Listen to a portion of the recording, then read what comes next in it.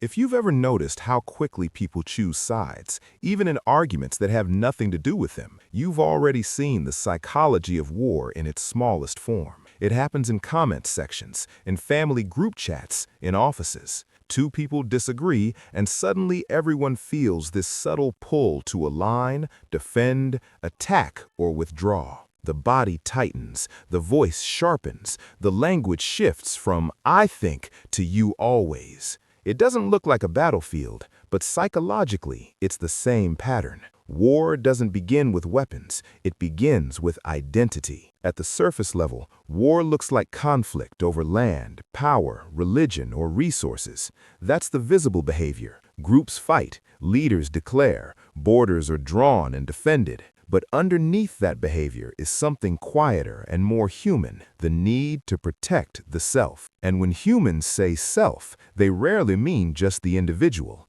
They mean their tribe, their belief system, their history, their version of reality. The hidden meaning behind war isn't always aggression.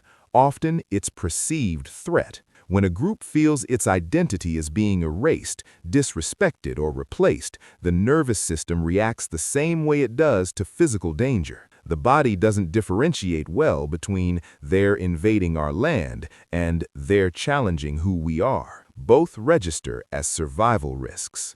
And survival changes people. That's when small differences become intolerable. That's when compromise starts to feel like betrayal. Because once identity is fused with belief, disagreement feels like attack. And this isn't just about nations. You see it in relationships. One partner criticizes the other's habit, and it spirals into something bigger. "You don't respect me. You never listen." The argument stops being about dishes or money. It becomes about dignity, about worth. The deeper pattern is this: humans don't just fight to win, they fight to exist. When someone feels unseen, dismissed, or powerless for long enough, conflict becomes a way to reclaim significance. War at a collective level can feel like a declaration: we matter. And that's where it gets uncomfortable. Because if war is partly about meaning, then it's not driven only by evil or greed. Sometimes it's driven by humiliation, by long-standing resentments, by stories passed down for generations about who hurt whom. Children inherit those stories. They grow up inside narratives of us and them. Over time, those narratives harden into identity. And identity is one of the strongest psychological forces we have. Once you identify deeply with a group, your brain starts filtering reality in its favor. Information that supports your side feels true. Information that threatens it feels dangerous. This isn't stupidity, it's cognitive protection. Belonging keeps humans alive, so the mind protects belonging at all costs. And here's where it gets interesting. The real driver of war often isn't hatred, it's fear. Hatred is loud, fear is quiet. Fear of losing status, fear of being dominated, fear of disappearing, fear that if we don't strike first, we'll be erased. When fear isn't acknowledged, it transforms, it hardens, it turns into aggression because aggression feels powerful, it feels proactive, it masks vulnerability.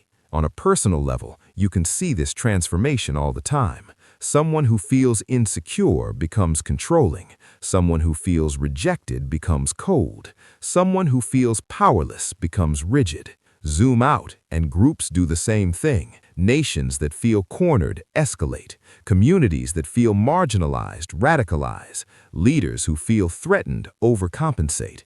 It's not about confidence, it's about control. Control reduces uncertainty, and uncertainty is one of the most uncomfortable states for the human brain. During social or political instability, people gravitate towards strong narratives, even extreme ones, because certainty feels safer than ambiguity. War provides clarity. It creates a clear enemy, a clear mission, a clear story. In times of confusion, that clarity can feel stabilizing. That's part of the psychological pull. There's also something else we don't often talk about: cohesion. External conflict increases internal unity. When there's an enemy, differences within the group temporarily fade. People bond faster. Loyalty intensifies, sacrifice becomes meaningful. On an evolutionary level, that bond was adaptive. Groups that united against threats survived, so the brain still responds to conflict as a unifier. But what protects a group can also trap it, because once unity is built around opposition,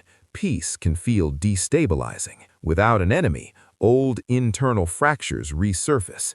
Tensions that were suppressed during conflict come back into view. So sometimes, unconsciously, conflict continues because it holds the group together. That doesn't make war noble, it makes it psychologically complex.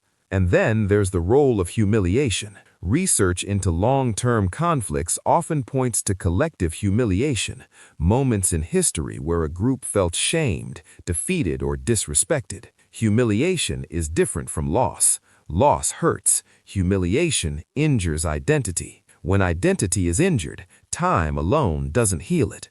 The story has to be rewritten. Dignity has to be restored. War can become an attempt at restoration, but restoration through domination often recreates the same wound on the other side, and so the cycle continues. What makes this pattern so persistent is that each side experiences itself as defensive.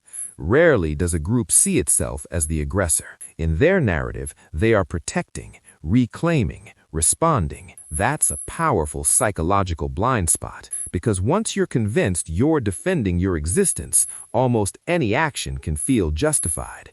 And yet, at the core, the mechanisms are deeply human. Fear, belonging, pride, shame, identity, survival. The same forces that cause a person to shut down in an argument or lash out when criticized are magnified at scale. It doesn't mean all conflicts are avoidable. Humans compete for resources. Power structures exist. Political decisions have real consequences. But psychologically, the intensity of war often exceeds the surface issue. It taps into something older than politics, something rooted in the nervous system and the need to matter. When you look at history through that lens, patterns start to repeat. Economic instability, identity threat, charismatic leaders offering certainty, narratives that simplify complexity into good versus evil.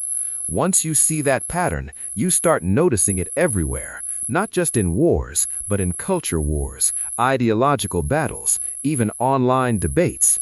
The structure is the same. Behavior, attack, defend, polarize.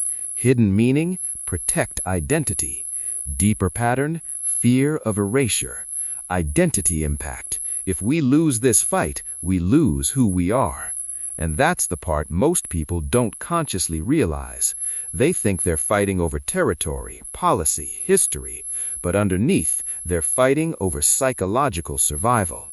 That doesn't excuse destruction, it explains intensity.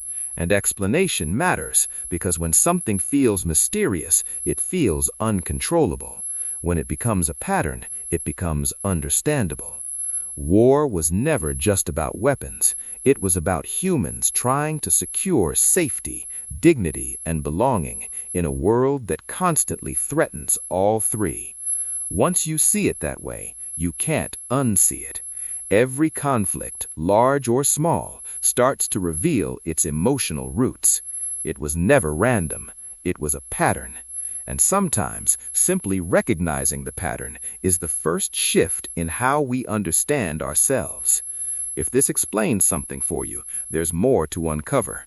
Understanding human behavior doesn't solve everything, but it changes how we see the fight.